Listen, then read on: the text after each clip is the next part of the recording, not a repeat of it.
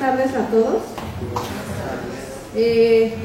Profundizando un poquito lo que acaba de decir el secretario académico, el Departamento de Historia de la Universidad de Guanajuato tiene, son esos unos años, ¿verdad, César?, haciendo las charlas en los municipios para que de alguna manera todos los historiadores que están ahí laborando en el Departamento de Historia, formando a los nuevos historiadores, estén compartiendo sus conocimientos de todas las investigaciones que están haciendo en torno a la historia en todo el estado de Guanajuato, no nada más ahí en la escuela, sino estarlo difundiendo hacia todo el estado. Y he tenido el grato gusto de ser invitada aquí en Salvatierra para estar pues participando con este tipo de charlas. Obviamente siempre las charlas que he dado yo pues son la temática de aquí de Salvatierra, que pues es obviamente la que conozco yo. Y en esta ocasión el tema es la independencia. También el año pasado fue la independencia, pero con otro enfoque. Ahorita va a ser un tantito como religioso el enfoque que se va a dar, y vamos a hablar, precisamente yo voy a hablar de un acontecimiento que se celebró hace apenas unos meses, para ser exactos el 6 de enero de este año.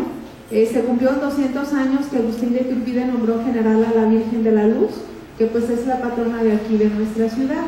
Voy a desmentir un poquito, como bien me gusta hacerlo, acerca de ese acontecimiento, que todo Salvatierra se siente muy orgulloso del generalato que da Agustín de Iturbide, pero que en realidad él no le da el nombramiento. Pero bueno, para toda la gente aquí de Salvatierra nos da mucho gusto y mucho orgullo el poder decir que Iturbide le dio el nombramiento. La fotografía o el cartel que tenemos aquí es el cartel que se hizo para conmemorar los 200 años del generalato. Existe desde 1935 más o menos una asociación de damas y de caballeros que es la Corte de Honor de la Virgen de la Luz, y ellos se encargaron pues de organizar los 200 años o el bicentenario del generalato de la Virgen de la Luz, y pues este es el cartel que se hizo. Entonces vamos a comenzar. Primero que nada, pues tengo que hablar de lo que es la imagen de Nuestra Señora de la Luz, sobre todo para los que no la conocen. Para los de aquí de Salvatierra pues ya es muy conocido ese tema, o a lo mejor no tanto. Esta imagen data de 1535 aproximadamente, es hermana de la Virgen de la Salud de Pátzcuaro, es de la misma fecha, al igual que la Virgen del Pueblito y la de San Juan de los Lagos, que también fueron hechas de pasta de caña de maíz en Pátzcuaro por los indios purépechas, que el primer obispo de Michoacán, Vasco de Quiroga, va a aprovechar los conocimientos que ellos tenían en la elaboración de este tipo de esculturas que hacían pues para representar a sus dioses en su religión pues pagana. Va a aprovechar ese conocimiento para la elaboración ahora de imágenes de la religión católica. Se va a elaborar esta imagen, y originalmente tenía la advocación de Nuestra Señora de la Purificación. De hecho no tenía ni siquiera el niño, porque la imagen va a ir pues teniendo varias transformaciones, no nada más en su nombre, sino en su apariencia y en la manera de vestirla, porque de hecho va a ser, le van a quitar los brazos para poderla vestir, y ahorita los brazos que tiene pues son relativamente nuevos, son del siglo XIX, pero si nosotros estamos viendo que es una imagen del siglo XVI, pues sí son muy nuevos los brazos que tiene.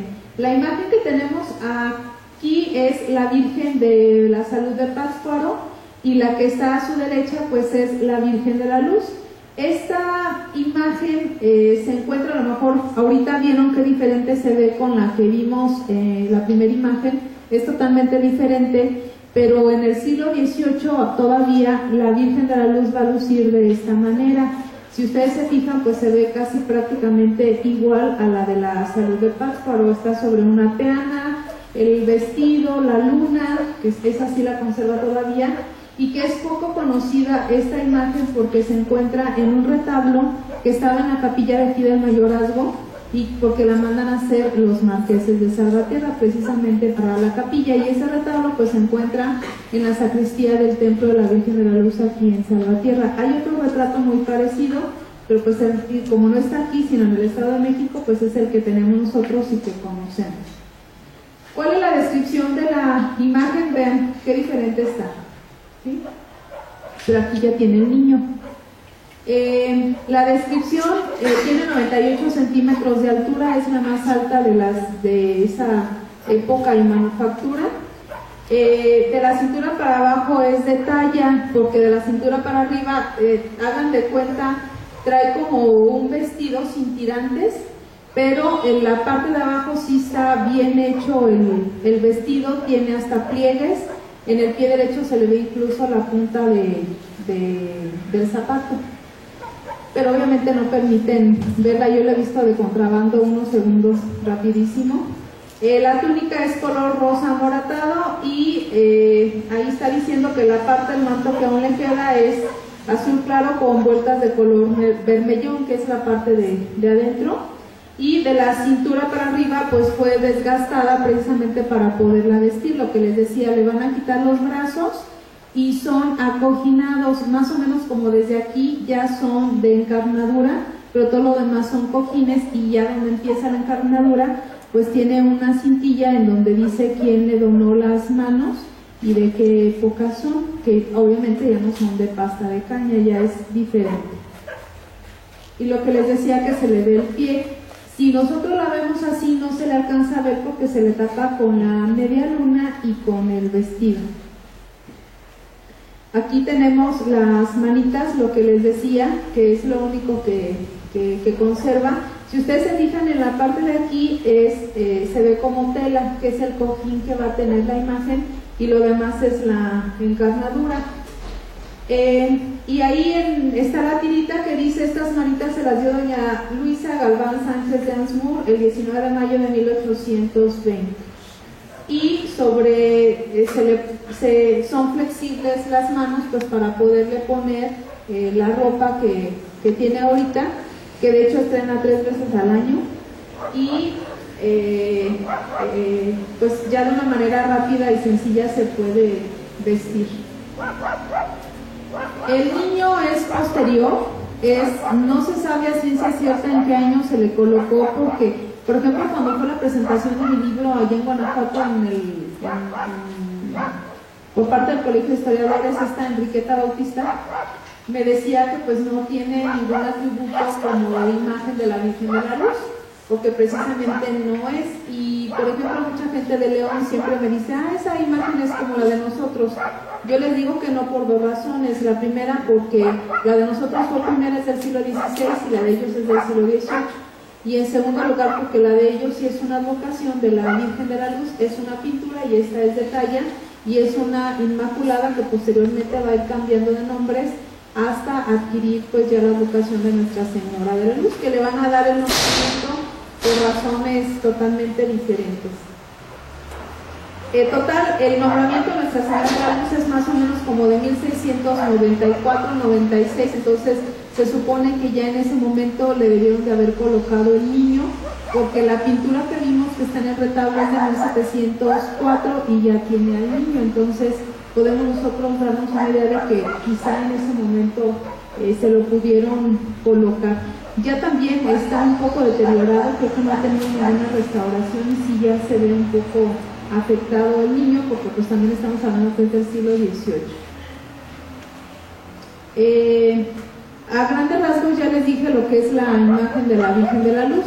Cuando es la evangelización en todo lo que es pues la provincia de Michoacán, y que pues va a ser después también el obispado de Michoacán, Vasco de Quiroga, que va a ser el primer obispo que va a tener, se va a dedicar a hacer los famosos hospitalillos, como el que va a tener allá cerca de la Ciudad de México.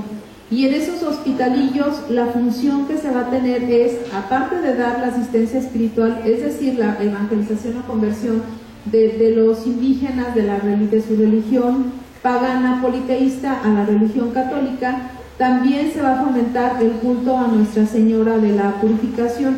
Quienes van a tener y atender los hospitalillos pues van a ser los franciscanos, que van a llegar del convento de Acámbaro, y van a tener pues toda esta doctrina. La región que estaba cerca de aquí, no propiamente Salvatierra, sino para los que conocen aquí un poquito, exactamente enfrente de Santo Tomás Huatzindeo, metido ahí es el original Huatzindeo, que es donde va a estar la Virgen de la Luz, y va a estar ese hospitalillo.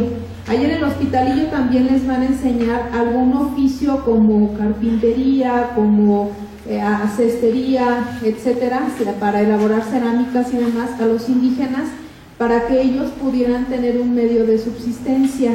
También servía para atender a los enfermos y en ocasiones también pues se les daba asilo, y por supuesto, les repito, se va a fomentar mucho el culto a Nuestra Señora, que va a ser de la purificación, atendida por los franciscanos. Esta imagen que ustedes están viendo es parte del techo que tiene el hospitalillo hoy en día. Ya el hospitalillo original, que pues era de adobe, ya no existe, es una construcción de los años 40, y pues esa es parte del techo que conserva el hospitalillo. Esta es la capilla por fuera, y la tienen de esa manera pues porque obviamente ahí es donde van a encontrar a la imagen de la Virgen de la Luz, que en ese momento va a tener otra advocación, que va a ser Nuestra Señora del Valle. Ahí en el hospitalillo va a haber un franciscano llamado Fray Juan Lozano, que va a ser apodado Gallina, pero no por cobarde, sino porque va a ser un misionero que va a estar viendo y procurando a los indígenas como una gallina a sus polluelos. Entonces por eso se le va a apodar así. Era un hombre muy bondadoso. Se dice que pues prácticamente ya en vida era un santo, y que muchas veces dejó él de comer para darle su ración de comida a los indígenas, y que él siempre sufría por el maltrato que pues esto recibían por parte de los encomenderos. Entonces siempre tuvo como un grato recuerdo Fray Gallina, y él va a ser el encargado de la evangelización en este hospitalillo, más o menos como en 1580. Pero al morir pues ya va a quedar abandonado el hospitalillo, porque ya no va a haber quien se encargue pues de la evangelización. Tengan ustedes en cuenta que el río Lerma va a ser la frontera natural entre el reino purépecha y los chichimecas, o llamados chichimecas blancos. Para los que son también de aquí, no sé si ustedes sepan que en el barrio de San Juan han encontrado muchas vasijas y figuras otomís, que pues son chichimecas. Entonces ahí en el hospitalillo es donde van a tener a la Virgen con la vocación de la purificación. Las primeras luces que va a estar dando la Virgen, Nuestra Señora del Valle, van a ser precisamente ahí en el hospitalillo de Huatzindeo. Y cuenta la leyenda, ya estaba fundada Salvatierra. Salvatierra data de 1644, entonces más o menos como en 1654, en una ocasión que donde estaba la hacienda de San Buenaventura, bueno, todavía existe, el propietario era un español llamado Nicolás Tamayo de Contreras, y que mientras él paseaba en la noche con un franciscano que era su compadre, llegaron los peones de la hacienda a decirle que había mucha luz, que algo se estaba quemando precisamente donde está el hospitalillo, porque colindaba con sus tierras de la hacienda. Entonces fueron a ver, no encontraron absolutamente nada, era de noche, no pudieron ver más, y a la mañana siguiente deciden ir a investigar cuál era el origen de tanta luz, porque pues parecía un incendio y no encontraron nada. Llegan al hospitalillo, que ya estaba en ruinas, y en medio así de muchos objetos abandonados atrás de unas tablas van a encontrar la imagen de la Virgen. A don Nicolás le va a gustar mucho, la estaba cuidando una india, y ella se la entrega con la condición de que pues le haga una capilla. Entonces él la manda a restaurar a Pátzcuaro y le va a construir una capilla, que es la que estamos viendo ahí, así luce hoy en día, y entonces ahí va a estar la imagen de la Virgen, que va a pasar a llamarse Nuestra Señora del Valle, por el Valle de Huatzindeo, que era la zona como se llamaba en esta parte. Y posteriormente la van a empezar a pedir prestado a los habitantes de Salvatierra, que el patrono de la ciudad pues va a ser el apóstol San Andrés. No sé si ustedes sepan que esta era una congregación de españoles llamada San Andrés Chochones. Compramos por 24,500 pesos los cargos del ayuntamiento, y nos conceden la cédula de fundación, y por lo tanto fuimos la primera ciudad del estado de Guanajuato. Entonces ya Salvatierra va a empezar a pedir la imagen prestada, y como se encontraba del otro lado del río Lerma, porque de hecho la van a recibir en el puente de Batanes, todo el ayuntamiento va a ir a recibirla, y entonces pasa a llamarse Nuestra Señora de la Otra Banda, porque se va a encontrar del otro lado del río Lerma. Ya a partir de ese momento, la gente de aquí de Salvatierra, de sus alrededores, la empieza a ver como su patrona y su protectora, y de hecho en el momento en el que había sequías o que llovía mucho o que caían plagas a los cultivos, empiezan a pedir pues su mediación para que mandara el agua o la retirara según fuera el caso. Y de hecho cuando había mucha sequía y finalmente llovía, la dejaban afuera, la dejaban ahí en el patio, pues para seguir pidiendo que continuaran las lluvias, que siguiera igual de abundante esto.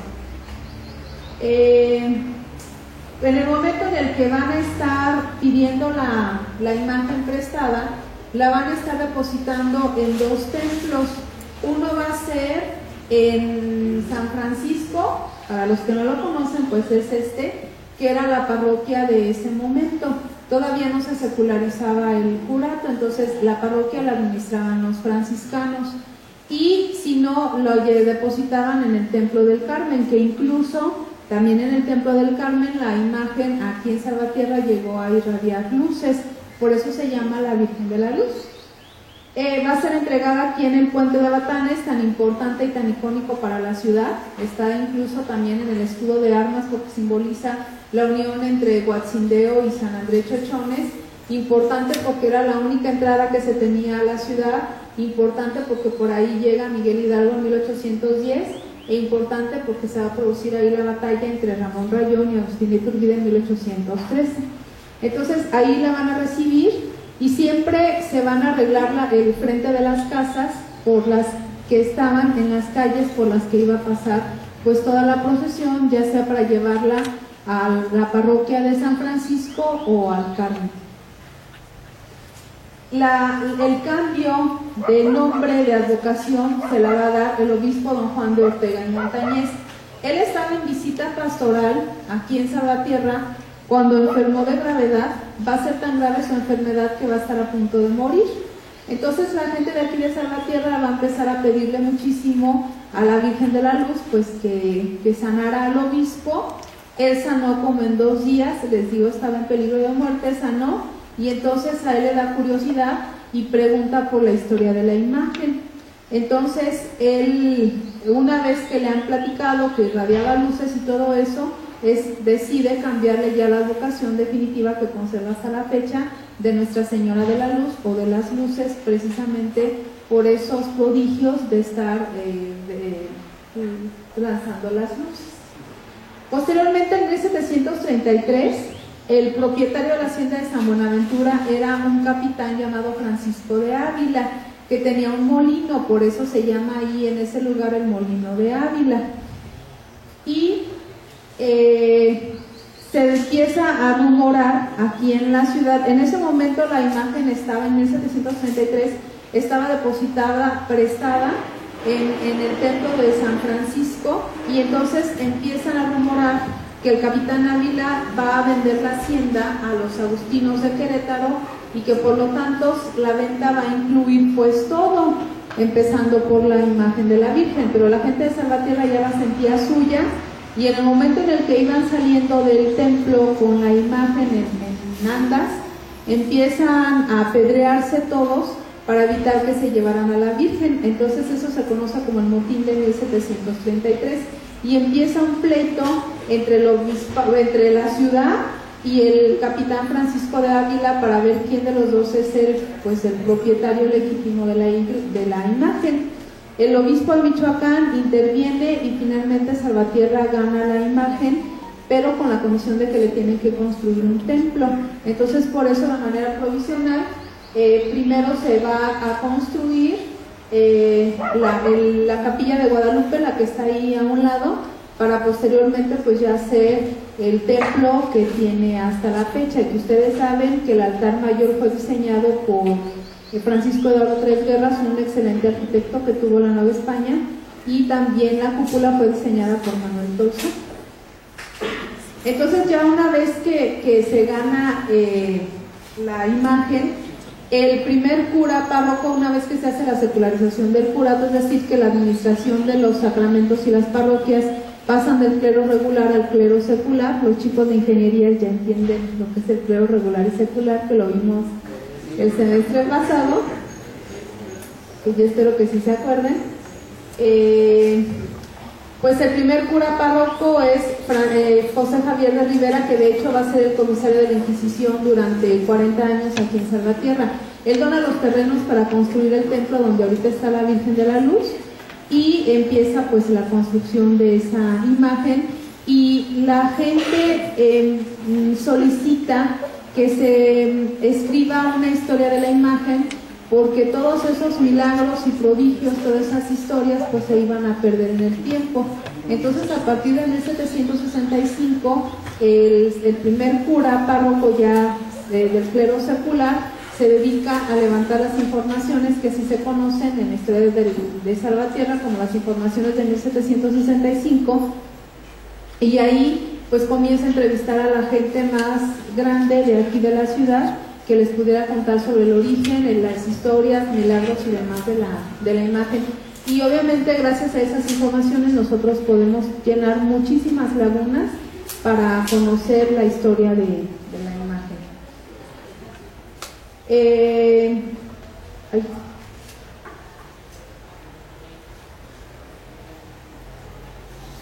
Posteriormente, aquí está la capilla de Guadalupe. Este era un beaterio de mujeres que en 1823 desaparece, y aquí pues vemos el templo. Se va a hacer la capilla provisional, que les digo que es la de Guadalupe, y se hace la secularización del curato, y lo que ya les había dicho, quienes van a intervenir en el diseño del templo. Y el domingo 3 de mayo de 1744 se pone la primera piedra, pero por falta de recursos económicos el templo se concluye hasta 1808, ya muchísimos años después. Al morir José Javier de Rivera, pues obviamente el financiamiento para la obra empieza a decaer, porque pues él era el más entusiasta para estar buscando los fondos, entonces también por eso se llega a estancar un poquito la construcción.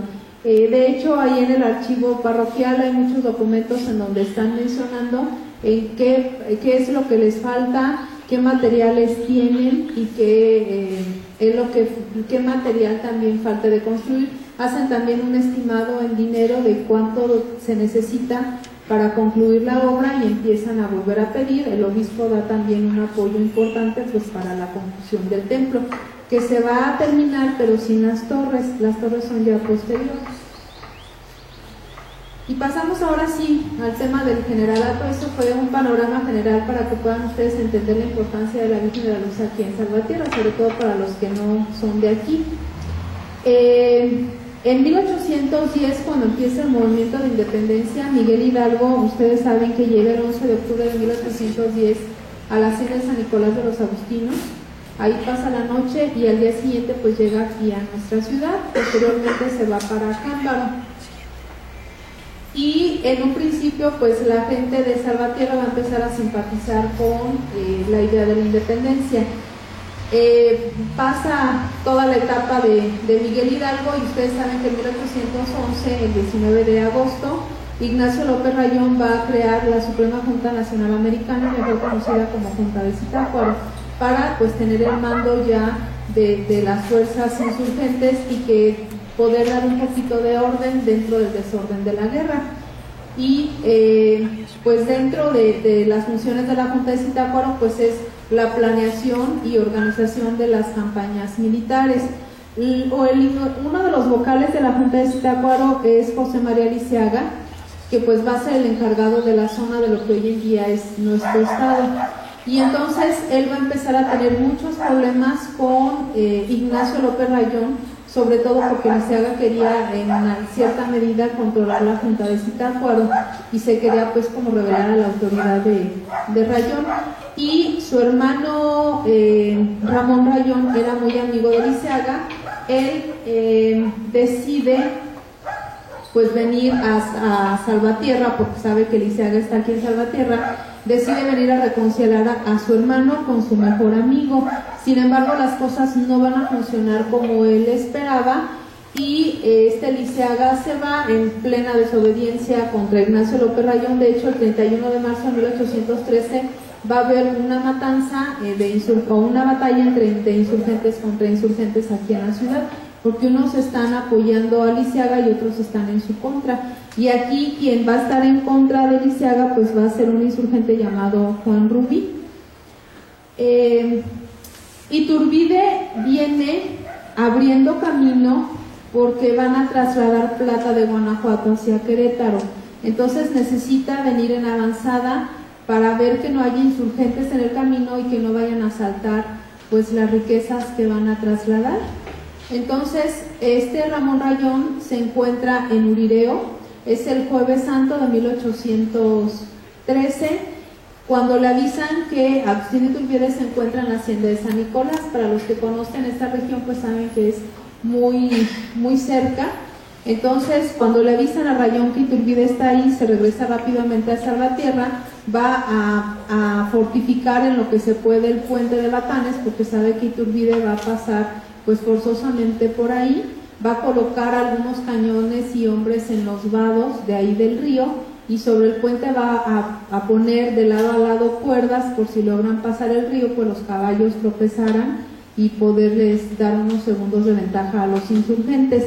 Quien dirige la batalla pues es Ramón Rayón, que lo vemos aquí. Él había perdido un ojo en una batalla. Y el Viernes Santo, 16 de abril de 1813, Iturbide viene a hacer un reconocimiento, y cuando va llegando al puente de Batanes, pues es sorprendido por los insurgentes que ya están ahí preparados esperándolo. Se produce una batalla, Iturbide intenta buscar los vados, no lo consigue, lo corretean hasta la hacienda de Santo Tomás, se regresan los insurgentes y ahí es cuando Iturbide pues le sale el valor, porque se da cuenta que está huyendo, se regresa, toma desprevenidos a los insurgentes y los va a derrotar en menos de 2 horas. Entonces, gracias a esa victoria que Iturbide va a tener aquí en el puente de Salvatierra, pues en el ejército lo van a ascender de teniente coronel a coronel del ejército realista. Por eso Iturbide va a quedar muy ligado aquí a nuestra ciudad. De hecho, él va a vivir aquí y va a ser precisamente en ese momento cuando nombran o le dan el generalato a la Virgen de la Luz. Se dice que Ramón Rayón, antes de la batalla, como sabe que ya está aquí Iturbide, que va a nombrar coronela del ejército insurgente a la Virgen de la Luz. Sin embargo, no hay ni un solo documento ni testimonios que demuestren ese hecho, y que se supone que eso le dijo Ramón Rayón a la Virgen: somos impotentes para resistir el empuje de los realistas y nos vamos. Tú serás la única que defiendas tu ciudad y pongas gobierno entre las chusmas. Pero les repito, no hay ni una sola prueba, y ustedes saben que en historia pues todo se debe de comprobar. Sin embargo, del generalato que le da Iturbide como generala del ejército realista, sí está documentado. A finales de 1815, Iturbide es mandado aquí a nuestra ciudad y va a formar el cuerpo de mixto de realistas fieles de Salvatierra. De hecho, en el archivo tenemos la contabilidad de los realistas de aquí, de ese cuerpo de realistas de Salvatierra. Y estando aquí, Iturbide pues está también bien ubicada la casa donde él va a vivir durante esos meses, y el 6 de abril de 1816 él va a acudir, se va a hacer una celebración religiosa en la que el pueblo de Salvatierra de una manera espontánea decide nombrar generala de mar y tierra, o como generala del ejército realista, a la Virgen de la Luz, para que fuera su patrona y protectora contra los insurgentes, y que estuviera por supuesto pues defendiendo a los realistas. En su diario, Agustín de Iturbide eso dice, que la gente de Salvatierra o el pueblo de Salvatierra es quien le da el nombramiento y le van a imponer una banda y un bastón de generala. Sin embargo, lo que les decía al inicio de la charla, que la tradición popular o lo que está en la mente de la gente aquí en Salvatierra es que fue Iturbide en persona quien le entrega el bastón de mando y la banda de generala. No sé si se la han visto, una banda azul que cruza el pecho de la imagen. Aquí está el bastón y la banda azul, aquí está parte de la banda. Y les repito, eso Iturbide escribe que fueron los salvaterrenses y la gente dice que no, que fue Iturbide. Yo siempre lo he dicho, si la gente quiere seguir creyendo que fue Iturbide en persona, pues que lo siga creyendo, pero también es importante hacer la aclaración de que no fue él personalmente. Lo que sí hizo fue entregarle al niño Dios una cruz de oro, que sí tenía el niño, y en 1939 fue regalada a una persona, pero sí Iturbide estuvo presente. Quizá a lo mejor de alguna manera a él sí lo pudieron a lo mejor haber puesto a que le colocara la banda, pero el nombramiento salió espontáneo por parte de la población de aquí de Salvatierra, sobre todo para la defensa que pudieran hacer. Acuérdense que en la Ciudad de México también hicieron lo mismo con la Virgen de los Remedios para que los protegiera pues de las invasiones de los insurgentes, que pues nunca se logró. Y ya así a grandes rasgos sobre la historia de la Virgen de la Luz, pues durante la Guerra Cristera y con la ley Calles, que se prohíbe pues el culto católico, el señor cura don José Espinosa, que va a ser el cura párroco en ese momento, en los años 20, le va a prometer a la Virgen de la Luz que si ella intercede para que se acabara el conflicto religioso, se le iba a hacer la coronación pontificia. Entonces él empieza a hacer todos los preparativos. Ustedes saben que la Guerra Cristera dura de 1926 al 29, y una vez que se termine el conflicto, pues él se dedica a hacer la preparación e incluso pues estar hablando con el arzobispo de Michoacán y a su vez con el Papa para que se concediera la coronación. Y finalmente aquí está la promesa de la coronación. Y aquí es importante el mencionarla porque también los sacerdotes tienen muy en cuenta que la Virgen de la Luz es la generala de Salvatierra. De hecho, a él se le han compuesto poemas y marchas que se llaman precisamente así, la generala, y mucha gente la llama de esa manera hasta la fecha. Esos son todos los trámites que se hicieron hasta que finalmente la coronación pues se lleva a cabo el 24 de mayo de 1939. Como parte de los preparativos pues van a hacer mejoras en el templo, se mandó fundir esa campana, se hace el camarín de la Virgen y la corte de honor de damas y caballeros, que como distintivo llevan la misma banda azul que la imagen. Y pues aquí vemos los 75 años de la coronación de la Virgen, que les repito, sigue siendo, se le llevó al templo de San Francisco como un recuerdo de que va a ser el primer templo en el que la imagen va a estar. Y aquí estamos viendo la corte de los caballeros, que son quienes se encargan de trasladar. Entonces va a ser así a grandes rasgos como la importancia que está teniendo la Virgen de la Luz con la historia de Salvatierra. Yo siempre lo he dicho, no podemos hablar de la historia de Salvatierra sin hablar de la historia de la Virgen de la Luz y viceversa, porque están íntimamente relacionadas con cada uno de los hechos históricos que hay aquí en la ciudad. Alguna intervención tiene pues la Virgen de la Luz.